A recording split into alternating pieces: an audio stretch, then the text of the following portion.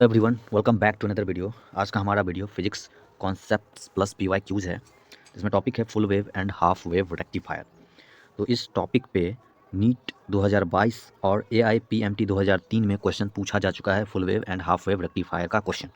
तो चलिए मैं आपको इसमें बताऊंगा कि हाफ वेव क्या है, फुल वेव रेक्टिफायर क्या है और PYQs क्वेश्चन भी करके दिखाऊंगा। तो वीडियो पर बने रहिए। तो चलिए यहाँ पे देखिए, सबसे पहले हम देखेंगे कि फुल वेव रेक्टिफायर के लिए आपको क्या क्या याद रखना है। इसमें सबसे पहले 2 पॉइंट आपको याद रखना है।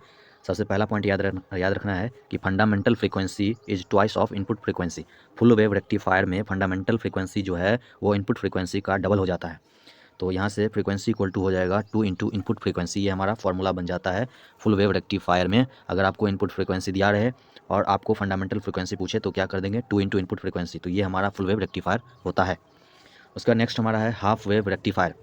तो इसके लिए सबसे पहला पॉइंट है fundamental frequency is same of input frequency. जितना फंडामेंटल फ्रीक्वेंसी होता है उतना ही इनपुट फ्रीक्वेंसी होता है।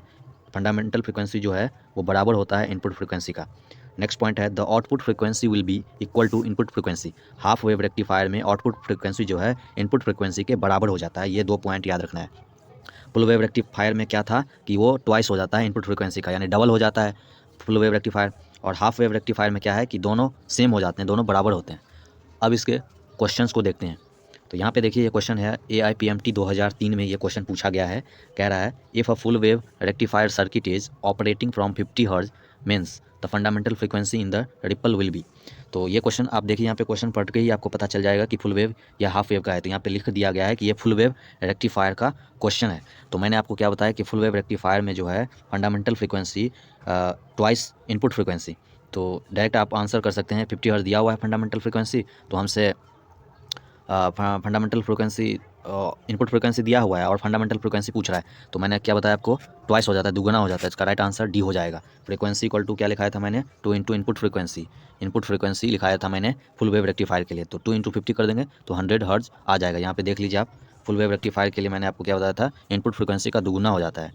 तो इसका आप डायरेक्ट याद रख सकते हैं, जैसे फुल वेव लिखा रहेगा और आपसे फंडामेंटल फ्रीक्वेंसी पूछ रहा है तो फुल वेव के लिए ट्वाइस हो जाता है, दुगुना हो जाता है। तो डायरेक्ट आंसर मार्क कर सकते हैं आप। ये AIPMT 2003 में पूछा गया है। उसके बाद ये क्वेश्चन नीट 2022 में आया है। क्वेश्चन है if half wave rectifier if the input frequency is 60 hertz then the output frequency would be. तो ये क्वेश्चन पढ़ के देखिए, हाफ वेव रेक्टिफायर लिखा है, डायरेक्ट हाफ वेव रेक्टिफायर।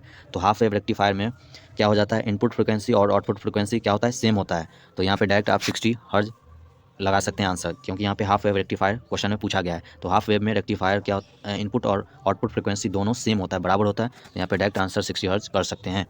तो ये बस आपको इसमें ये 2 पॉइंट याद रखना है हाफ वेव के लिए, कि आउटपुट फ्रीक्वेंसी इनपुट फ्रीक्वेंसी के बराबर होता है।